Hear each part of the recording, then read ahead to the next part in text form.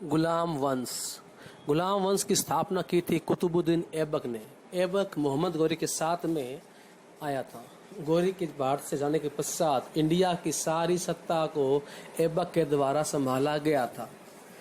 1206 में ऐबक ने गुलाम वंश की स्थापना की थी। इस वंश को यामिनी वंश और इलबरी वंश भी कहा गया है। और ऐबक रमजान के महीने में दान पुण्य किया करता था, इसलिए उसे लाख बख्श भी कहा गया है, मतलब लाखों का दान करने वाला। हसन निजामी एक गुरु था, वो भी इसके समय ही भारत में आया था। इसके अलावा इसने अपने गुरु बख्तियार काकी की याद में दिल्ली के अंदर मेहरौली, वहाँ पर कुतुब मीनार का निर्माण शुरू करवाया था। इसके अलावा हम देखें इल्तुतमिश इसका दामाद था और 1210 में पोलो खेलते हुए घोड़े से गिरकर इनकी मृत्यु हो गई। नेक्स्ट है इल्तुतमिश। ये ऐबक के बाद राजा बना। ध्यान रखना भाई, ऐबक के बाद उसका पुत्र बना था, परंतु वो लायक नहीं था, इसीलिए इल्तुतमिश को राजा बनाया गया था। इसने अपने ससुर ऐबक की मुख्य इच्छा, मेन इच्छा, कुतुब मीनार का निर्माण पूरा करवाया था।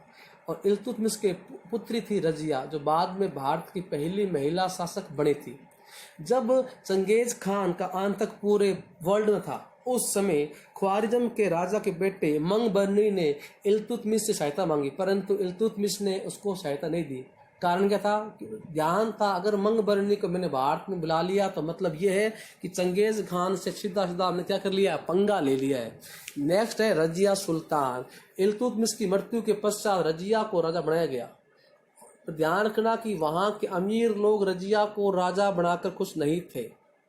तो वह क्या था, अमीरों ने क्या किया, इल्तुतमिश के पुत्र फिरोज शाह को राजा बना दिया था, परंतु बाद में फिरोज शाह लायक नहीं था, इसलिए रजिया के द्वारा उसकी हत्या कर दी गई और रजिया शासक बन गई दिल्ली की। और रजिया ने कुबा और कुल्हा को धारण किया। कुबा क्या होता है? कुबा होता है कोट और कुल्हा क्या होता है? टोपी। इस तरह रजिया ने मुस्लिम कट्टरपंथियों पर एक प्रकार से प्रहार किया और महिला होने के बावजूद पुरुषों की ड्रेस पहनकर उसने दरबार का संचालन किया था। एक था जमालुद्दीन याकूत, जो अबसीनिया का निवासी था। उसको रजिया ने अमीर ए आखुर, मतलब घोड़ों की जो होता है ना, पूरी सेना में जो घोड़े होते हैं उनका हेड या मुखिया बना दिया उसको।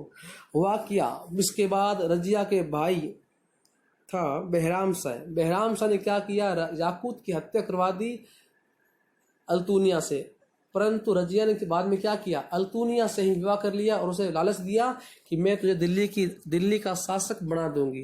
परंतु बहराम शाह ने रजिया और अल्तुनिया की दिल्ली आते हुए रास्ते में ही हत्या करवा दी। बाद में बहराम शाह शासक बना। उसके बाद मसूद शाह, महमूद, परंतु ये क्या थे, अयोग्य थे। बाद में क्या हुआ, महमूद की मृत्यु हो गई और महमूद के ससुर, यहाँ ससुर है बल कौन था, बलबन, वो बना शासक। अब ध्यान रखना, आप बता भूल गया मैं, इल्तुतमिश ने एक दल बनाया था, 40 दल, और 40 दल के अंदर बलबन भी शामिल था। तो बलबन ने क्या किया, राजा बनते ही सबसे पहले 40 दल को ही एंड कर दिया और उसने सेना के अंदर सुधार करने के लिए दीवाने आरिज बनाया। दीवाने आरिज क्या होता है? दीवान होता है सेना को दोबारा से तैयार करना, क्योंकि उस समय मंगोलों का चारों ओर भय था। मंगोल वही चंगेज खान वगैरह, उनके पीढ़ी में। उसके अलावा उसने सजदा और पाबोस को शुरू किया। सजदा क्या होता है? राजा के सामने झुककर सलाम करना, और पाबोस क्या होता है? राजा के पांव को चूमना। अब देखिए लोहा और रक्त नीति, ये क्या होती है कि जब भी कभी युद्ध हो तो जो राजा आपसे हार जाए तो उस राजा की फौज के सभी सिपाहियों को मार दिया जाए और उसके राज्य में जो जितनी औरतें हों उनको दासी बना लिया जाए, उनके बच्चों को गुलाम बना लिया जाए। ये होता है लोहा और रक्त नीति। एक है राजत्व सिद्धांत। इसमें क्या होता है कि जो राजा है वो ईश्वर का दूत है, ईश्वर का एक प्रतीक है, और राजा कभी कोई गलत कार्य नहीं करता और जनता को राजा की सभी प्रकार की बातों को बिना किसी ना नुकुर के, मतलब कोई भी आपको कुछ भी नहाना नहीं करनी है, बल्कि राजा जो ऑर्डर दे दिया उस ऑर्डर को मानना ही पड़ेगा, फॉलो अप करना ही पड़ेगा। और बलबन बहुत ही एक कठोर शासक था। उसके टाइम में चोरों और डाकुओं का नाश किया गया और उसने अपने दरबार में अमीरों को हटा दिया। आपको मैं पहले बता चुका हूँ कि इसने राजा बनते ही सबसे पहले 40 दल का अंत किया था। अब देखिए जब बलबन मरा तो उस समय उसके पुत्र ट्यूमर्स को बहुत ही छोटी या अल्प आयु का था तो आप सोचिए एक छोटा जो बच्चा हो उस पर क्या बीतेगी। तो वही हुआ जलालुद्दीन खिलजी जो उसके दरबार में था, उसने क्या किया। जलालुद्दीन खिलजी उस समय लगभग 70 या 80 वर्ष का था। उसने क्या किया, उसने 5-7 साल के बालक क्यूमर्स की हत्या कर दी। और क्यूमर्स की हत्या होने के पश्चात गुलाम वंश का कोई भी व्यक्ति जीवित नहीं था। और वही हुआ, क्यूमर्स के मरते ही जलालुद्दीन खिलजी ने क्या किया, अपने वंश की स्थापना की। कौन सा वंश याद है, भूल गए आप? खिलजी वंश। खिलजी वंश की स्थापना जलालुद्दीन खिलजी द्वारा की जाती है और क्यूमर्स के साथ ही गुलाम वंश का एंड होता है। तो हमने आज गुलाम वंश के अंदर राजा पढ़े 5, ऐबक, इल्तुतमिश, रजिया, बलबन और अंतिम कौन था, क्यूमर्स।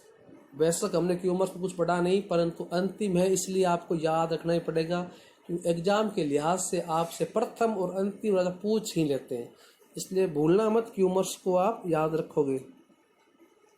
इसके अलावा आज टॉपिक में क्या खास है, यतकुबा क्या है, कुला क्या है, याद रखना। एक बार बार आप लेना, पासबुक खोल लेना, बोले आपको राजत्व सिद्धांत मिलेगा और लोहा और रक्त नीति भी मिलेगी, इसको पढ़ना पड़ेगा। इसके अलावा आपसे पूछा जाता है कि एग्जाम वगैरह में कुतुब मीनार निर्माण किसने करवाया, तो ध्यान रखना कुतुब मीनार का निर्माण प्रारंभ किया था ऐबक ने, परंतु उसको पूरा किया था इल्तुतमिश ने। यह भी एक बहुत ध्यान रखने लायक बात है। और एक बात बताऊँ आपको एक्स्ट्रा में कि ऐबक ने गोरी के जिंदा रहने तक कभी भी राजा की पदवी धारने की, और ऐबक ने कभी भी अपने जीवन काल में अपने नाम के कोई भी सिक्के जारी नहीं किए थे। यह भी बहुत अलग बात है, आपको मैं बता रहा हूँ तुम्हें। और एक ध्यान रखना भाई, रजिया सुल्तान के समय